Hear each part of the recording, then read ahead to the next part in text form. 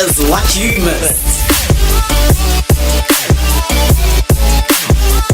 What cultivated your creativity though? Like as a young girl in Kenya, what resonated with you in terms of getting into the creative space? First of all, I would have to say my dad is a very big instrument in my life. Not like it's not my mom. My mom always says, "Why are you always talking about dad? Like, where am I?" I'm like, both. But my dad is a creative. I mean, he really is.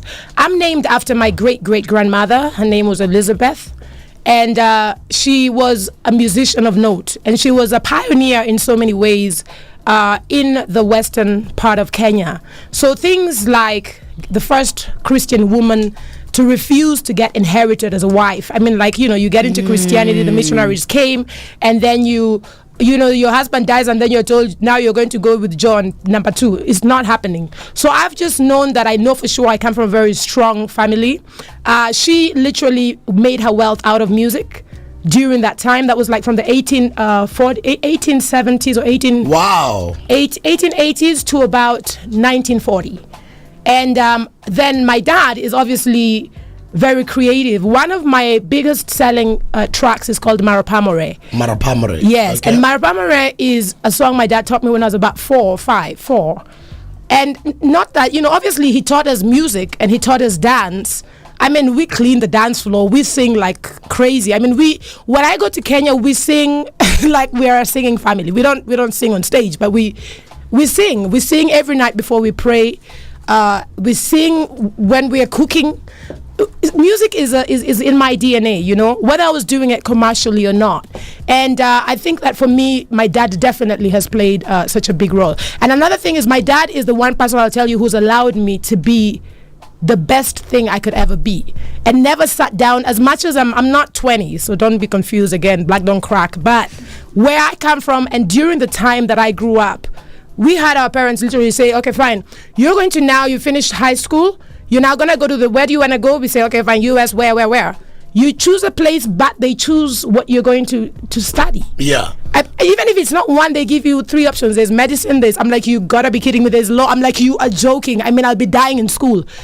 There's options and you have to choose that. So I feel like for me... But you chose to be a creative. Yeah, but I still had to complete my computer science, send the degree home to them because it's not for me. So it was not your degree. And then I started, yes, because I'm like, just guys, take it. So your parents are not supportive of your creative career? They were, but they felt like you had to have fundamental basics, Plan B, and then fly. Yeah. And I promise you, I'm a late bloomer because I think if I was doing what I was doing at 20, if I started at 18, I started my stuff. I set up a modeling agency in LA in 2002.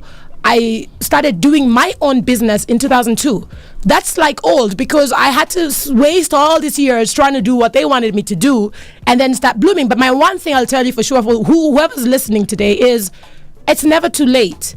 I don't care about age. Age ain't nothing but a number for me. I think that if you're gifted, if you're creative, if you have that thing, if God said he will do for you, you have to rise. I don't understand how else I can live my life without rising. And then the fashion? Fashion, my mom's very fashionable. My mom was head of the French, the language, everything about French in Kenya for about 40 years. And what happened during that time is we grew up as one of the coolest fashionable kids down the street. Because, No, because she's and really everybody cool. else wanted to dress like so you she spent a lot of time, I call her the Parisian Kenyan woman because she really is French. She just doesn't know, but she's Luo. She's from Kenya. But my thing was that we grew up, and she made sure we looked like we were walking out of a Vogue shoot every day. And then you started getting used to clothes. And it wasn't just clothes. It was such. I mean, the style was. I was like, oh my God, this woman. So I think for me, when I say I've thrown on a dress, I really mean it. I mean, you might say, oh wow, you look good. It's a dress. She taught me elegance. She taught me sass. My mom says, Liz, stop laughing loudly and opening up your hands. Just be cool. Close your legs, cross them, put on your heels, and do not remove those heels. Do not wear them if you're going to take them off. If you put on a little dress, don't pull it up. Put it on and let it be, or do not put it on. Yeah. Choose your own. And that's your mom, right? That's my mom. She's like, don't play around with fashion. If you're doing it, do it properly or go home.